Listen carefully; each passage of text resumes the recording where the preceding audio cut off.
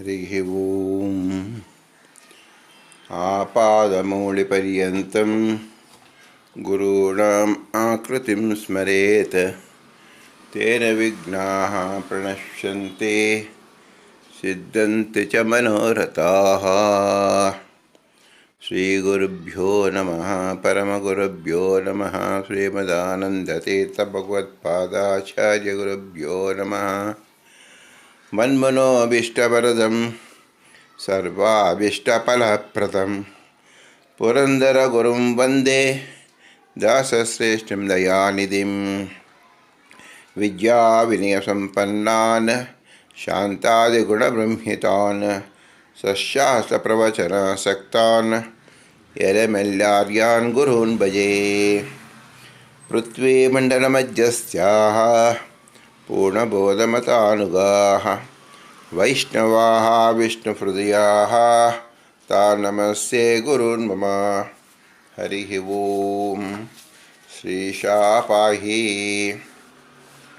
अनन्तकोटिब्रह्माण्डनायक रमा ब्रह्मरुद्र इन्द्रादिवन्द्य भक्तवत्सल भवरोगवैद्य शरणागतवज्रपञ्जर आपद्बान्धव अनाथबन्धो अनिमित्तबन्धो पतितपावन महारोगनिवारण महादुरितनिवारण महाभयनिवारण महाबन्धविमोचन भयकृद्भयविनाशन कृपावारिधि देवदेवोत्तम देवशिखामणि कपटनाटकसूत्रधार नित्यरळनित्य सत्यसंकल्प मुक्तामुक्तनियामक मोक्षदर सुवैकुण्ठपति ಸುವೈಕುಂಠಪತಿ ಸುವೈಕುಂಠಪತಿ ಎಂಬುದು 23ನೇ ಶ್ರೀ ಪುರಂದರದಾಸರ ಗದ್ಯ.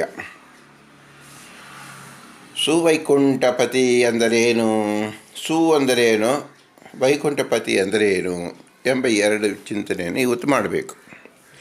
ಹಿಂದೆ 22ರಲ್ಲಿ ಮೋಕ್ಷದರ ಭಗವಂತನ ನಾಮಧೇಯವಾಗಿತ್ತು.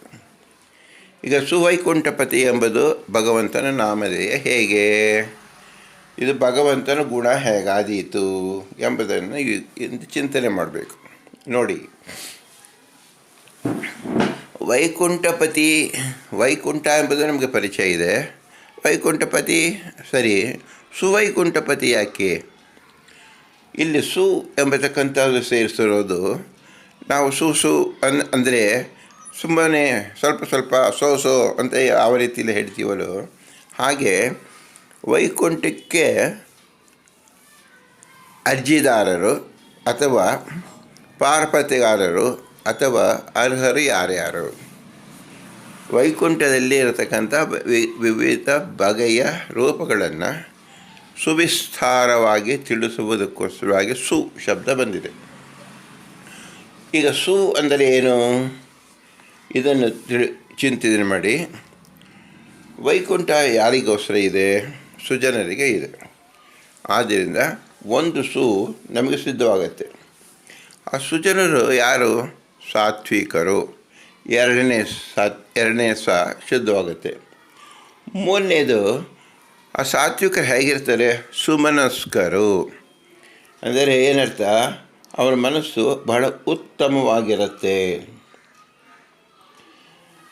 ಸಮಾನಸ್ಥರು, ಸಭ್ಯಸ್ಥರು. ಈ ರೀತಿಯಲ್ಲಿ ಸ ಅಥವಾ ಸು ಈ ಶಬ್ದದಿಂದ ಅರ್ಹತೆಗಳುಳ್ಳ ಉತ್ತಮ ಜೀವರನ್ನು ಪರಿಚಯಿಸುವ ಶಬ್ದ ಸು. ವೈಕುಂಠಪತಿ, ಈಗ ನಾವು ಭಗವಂತನ ಪರಿಚಯ ಮಾಡಬೇಕು, ಅವರ ಭಕ್ತರನ್ನು ಪರಿಚಯ ಮಾಡ್ತಾ ಇದೆಯಲ್ಲ ಅಂದರೆ ಸು ಎಂಬತಕ್ಕಂಥದ್ರಲ್ಲಿ ಪಂಚರೂಪಿ ಭಗವಂತನನ್ನು, ಅನಿರುದ್ಧ ಪ್ರಜ್ಞ ಸಂಕರ್ಷಣ ವಾಸುದೇವ, ಚತುರ್ವ್ಯೂಹಾತ್ಮಕ ಪಂಚರೂಪಾತ್ಮಕ ಭಗವಂತನ ಸ್ಮರಣೆಯನ್ನು ಮಾಡಿಕೊಂಡು ಹೋಗಬೇಕು. ಅಷ್ಟೇ ಅಲ್ಲದೆ ವೈಕುಂಠದಲ್ಲಿ 4 ವಿಭಾಗಗಳಿದೆ ಅಂತ ಈ ಸು ಎಂಬತಕ್ಕಂಥ ತೋರಿಸ್ಕೊಡುತ್ತೆ. ವೈಕುಂಠದಲ್ಲಿ ನಾವು ಕೇಳ್ತೀವಿ,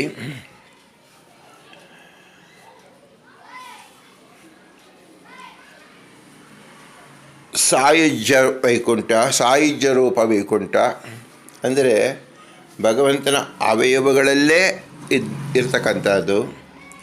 ಸಾರೂಪ್ಯ ವೈಕುಂಠ ಅಂದರೆ ಭಗವಂತನ ರೂಪವನ್ನು ಹೊಂದಿರತಕ್ಕಂಥದ್ದು. ಸಾಮೀಪ್ಯ ವೈಕುಂಠ ಅಂದರೆ ಭಗವಂತನ ಸಮೀಪದಲ್ಲಿರ್ತಕ್ಕಂಥದ್ದು. ಮತ್ತು ಸಾಲೋಕ್ಯ ಅಂದರೆ ಭಗವಂತನ ವೈಕುಂಠ ಲೋಕದಲ್ಲಿ ಇರ್ತಕ್ಕಂಥವರು. ಈ ರೀತಿಯಲ್ಲಿ ಸಹ ಇದು ಸಹ ನೋಡಿ ಎಂಬ ನಾಲ್ಕಿದೆ. ಸಾಯುಜ್ಯ, ಸಾರೂಪ್ಯ, ಸಾಮೀಪ್ಯ, ಸಾಲೋಕ್ಯ. ಇದನ್ನು ಪುರಂದರದಾಸರು ಸು ಎಂಬತಕ್ಕಂಥ ಶಬ್ದದಿಂದ ಹೇಳಿದ್ದಾರೆ ಅಂತ ನಾವು ತಿಳ್ಕೊಳ್ಬೋದು. ಈಗ ಮುಂದೆ ವಿಚಾರ ಮಾಡೋಣ. ಸಾತ್ವಿಕ ಪ್ರವೃತ್ತಿಯುಳ್ಳವರು ಮಾತ್ರ ವೈಕುಂಠಕ್ಕೆ ಅಧಿಕಾರಿಗಳು. ರಾಜಸ ಹಾಗೂ ತಾಮಸ ಜೀವರಿಗೆ ವೈಕುಂಠ ಪ್ರವೇಶವೇ ಇರುವುದಿಲ್ಲ. ಇಲ್ಲಿ ಅಧಿಕಾರಿಗಳು ಅಂದರೆ ಅಧಿಕಾರ ಚಲಾಯಿಸುವರಲ್ಲ, ಅರ್ಹತೆ ಉಳ್ಳವರು ಎಂದರ್ಥ. ಸುಮನಸ್ಸರು ಅಂದರೆ ದೇವತೆಗಳು. ಇವರಲ್ಲಿ ಕೆಲವರು ವೈಕುಂಠದಲ್ಲೇ ವಾಸಿಸುತ್ತಾರೆ. ಅಂಥವರನ್ನು ಸಾಲೋಕ್ಯ ಮೋಕ್ಷ ಎನ್ನುವರು. ಇನ್ನು ಕೆಲವರು ಭಗವಂತನ ಅತಿ ಸಾಮೀಪ್ಯ ವಾಸಿಸುವರು. ಮತ್ತೆ ಕೆಲವರು ಭಗವಂತನಲ್ಲೇ ಇರುವರು. ಮತ್ತೆ ಕೆಲವರು ಭಗವಂತ ರೂಪದಲ್ಲಿ ಇರುವರು. ಇವೆಲ್ಲ ಸೇರಿ ಸಾಯುಜ್ಯ ಮೋಕ್ಷ, ಸಾರೂಪ್ಯ ಮೋಕ್ಷ, ಸಾಮೀಪ್ಯ ಮೋಕ್ಷ, ಸಾಲೋಕ್ಯ ಮೋಕ್ಷ. ಹೀಗೆ ಸು ಅಂದರೆ ವೈಕುಂಠದಲ್ಲಿ ವಿಶಿಷ್ಟ ಬಗೆಯಲ್ಲಿರುವ ಮೋಕ್ಷ ಜೀವರಿಗೆ ಅವರವರ ಯೋಗ್ಯತಾನುಸಾರ ಪೂರ್ಣ ಸ್ವರೂಪ ಸುಖವನ್ನು ಕೊಡುವವನು ಇಲ್ಲಿ ಭಗವಂತನ ಸಿಕ್ಕುತ್ತಾರೆ. ಇಷ್ಟು ಪ್ರಕಾರದಲ್ಲಿದ್ದರೂ ಸಹ ಇವರೆಲ್ಲರಿಗೂ ಅಸುಪ್ರಧಾನ ಯಾರು? ಭಗವಂತ. ಅವನ ಹೆಸರು ಸುವೈಕುಂಠಪತಿ. ವೈಕುಂಠ ಲೋಕವು ನಿತ್ಯ ಲೋಕವು ಬ್ರಹ್ಮಾಂಡದ ಹೊರಗೆ ಇರುವಂತಹದ್ದು. ಯಾಕೆ ಇದರ ವಿಶೇಷ ಹೇಳಬೇಕಾಗಿದೆ? ಬ್ರಹ್ಮಾಂಡ ಎಂಬತಕ್ಕಂಥದ್ದು ಒಂದು ದಿನದಲ್ಲಿ ಅದು ನಾಶವಾಗುತ್ತೆ, ವಿಕಾರ ಹೊಂದುತ್ತೆ, ಮೂಲ ಪ್ರಕೃತಿಗೆ ಸೇರಿಕೊಂಡು ಬಿಡುತ್ತೆ. ಆದ್ದರಿಂದ ಬ್ರಹ್ಮಾಂಡದ ಹೊರಗಡೆ ಇರ್ತಕ್ಕಂಥದ್ದು ವೈಕುಂಠ. ಇದನ್ನು ನಾವು ತಿಳ್ಕೋಬೇಕು. ಇಲ್ಲಿ ಇರುವರೆಲ್ಲರೂ ನಿತ್ಯರಾಗಿದ್ದಾರೆ.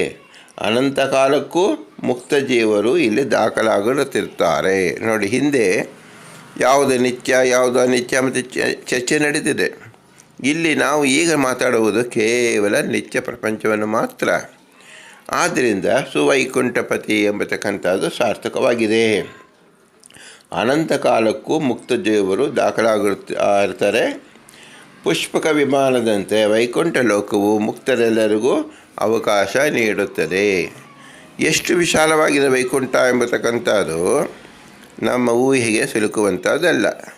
ಎಷ್ಟು ಕೋಟಿ ಕೋಟಿ ಜನರು ಬಂದರು, ಜೀವರು ಬಂದರು, ಅವರಿಗೆ ಪ್ರತ್ಯೇಕವಾದ ಅತಿ ವಿಶಾಲವಾದ ಪ್ರದೇಶಗಳನ್ನು ವೈಕುಂಠ ಎಂಬತಕ್ಕಂಥ ಲೋಕ ಒದಗಿಸಿಕೊಡುತ್ತೆ. ಇದು ಭಗವಂತನ ಅಚಿಂತ್ಯ ಅದ್ಭುತ ಮಹಿಮೆ. ಇದನ್ನು ನಾವು ಯಾವ ಶಬ್ದದಿಂದ ವರ್ಣಿಸಲು ಇದು ಕೇವಲ ಶಬ್ದಾತ್ಮಕವಾಗಿ ವರ್ಣಾತ್ಮಕವಾಗಿ ಉಳಿಯುತ್ತೆ ಹೊರತು ನಮಗೆ ಪದಾರ್ಥ ರೂಪದಲ್ಲಿ ನಾವು ತಿಳಿದುಕೊಳ್ಳೋಕ್ಕೆ ಸಾಧ್ಯವಿಲ್ಲ. ಇವೆಲ್ಲ ಮಹಿಮೆಯು ಶ್ರೀ ಮಹಾಲಕ್ಷ್ಮಿ ವಿಶೇಷತೆಗಳು. ಇಲ್ಲಿ ಪುರಂದರದಾಸರು ಲಕ್ಷ್ಮಿಯ ಜೊತೆಯಲ್ಲೇ ನಾರಾಯಣನನ್ನು ಆರಾಧಿಸಬೇಕು ಎಂಬ ಮಹಾತತ್ವವನ್ನು ಇಲ್ಲಿ ಪ್ರಾರಂಭಿಸಿದ್ದಾರೆ. ಹಿಂದೆಯೂ ಸಹ ಲಕ್ಷ್ಮಿ ಇದ್ದಳು, ಆದರೆ ವಿಶೇಷಾಕಾರವಾಗಿ ನೀವು ನೋಡಬೇಕು ಎಂಬತಕ್ಕಂಥದ್ದನ್ನು ಪ್ರತಿಯೊಬ್ಬರು ಸುಜನರಿಗೆ ಭಕ್ತರಿಗೆ ತಿಳಿಸಲು ಸು ಎಂಬತಕ್ಕಂಥ ಶಬ್ದವನ್ನು ಹೇಳಿದ್ದಾರೆ. ವೈಕುಂಠ ರೂಪದಲ್ಲಿರ್ತಕ್ಕಂಥವಳು ಲಕ್ಷ್ಮೀದೇವಿ, ಸುವೈಕುಂಠಪತಿಯಿಂದ ಲಕ್ಷ್ಮೀಪತಿ ಎಂದು ಅರ್ಥ. ಇದು ಮಹಾಲಕ್ಷ್ಮಿ ವಿಶೇಷತೆಗಳು. ಇಂತಹ ಲೋಕಂಗೆ ಪತಿಯಾದ ಭಗವಂತ ಅವನನ್ನು ಸುವೈಕುಂಠಪತಿ ಎಂದು ಆರಾಧಿಸುವ ಕ್ರಮವನ್ನು ಇಲ್ಲಿ ದಾಸರು ತಿಳಿಸಿಕೊಟ್ಟಿದ್ದಾರೆ. ಇಲ್ಲಿ ಆಯಾ ಶಬ್ದ ಹಾಗೂ ಶಬ್ದದಿಂದ ಪ್ರತಿಪಾದ್ಯ ಅರ್ಥವನ್ನು ಅಂದರೆ ಪದಾರ್ಥವನ್ನು ಭಗವಂತನಲ್ಲಿ ಹೇಗೆ ತಿಳಿಯಬೇಕೆಂದು ಸೂಚಿಸುತ್ತಿದ್ದಾರೆ. ಸುವೈಕುಂಠಪತಿ ಅಂತ ಇಷ್ಟೇ ಶಬ್ದವನ್ನು ಸಂಯುಕ್ತ ಅಕ್ಷರವಾಗಿ 6 ಅಕ್ಷರವನ್ನು ನಾವು ಹೇಳುವುದರಿಂದ ಭಗವಂತ ಷಡ್ಗುಣ ಸಂಪನ್ನನಾದ ಭಗವಂತನ ಗುಣಗಳನ್ನೇ ಹೇಳಿದಂತೆ ಆಯಿತು. ಇದರ ವಿಸ್ತಾರ ಭಾಗ ಮುಂದಿನ ಪದ್ಯಗಳಲ್ಲಿ ದಾಸರು ನಮಗೆ ತಿಳಿಸಿಕೊಡಲಿದ್ದಾರೆ. ಇಂತಹ ಲಕ್ಷ್ಮೀಪತಿಯಾದ ನಾರಾಯಣನನ್ನು ಸ್ಮರಣೆ ಮಾಡಲು ಸುರಾಗ ಈ ಪದ್ಯವನ್ನು ಸುವೈಕುಂಠಪತಿ ಎಂಬ ಭಗವಂತನ ವಿಶೇಷ ಗುಣವನ್ನು ತಿಳಿಸಿ ನಮಗೆ ಅನುಗ್ರಹಿಸುತ್ತಿರುವ ಪುರಂದರದಾಸರಿಗೆ ಭೂಯಿಷ್ಟಾಂತೆ ನಮ ಉಕ್ತಿಮಿದೇಮ ಎಂದು ಹೇಳಿ ಶಿರಸಾವಹಿಸಿ ಅವರನ್ನು ನಮಸ್ಕರಿಸಿ ಭಗವಂತನ ಪ್ರಸಾದವನ್ನು ಯಾಚಿಸೋಣ. ಹರಿ ಓಂ. ಭಾರತೀಯ ರಮಣ ಮುಖ್ಯ ಪ್ರಾಣಾಂತಕೃತ ಶ್ರೀಕೃಷ್ಣಾರ್ಪಣಮಸ್ತು. ಹರಿ ಓಂ. ಹರಿ ಓಂ. ಹರಿ ಓಂ.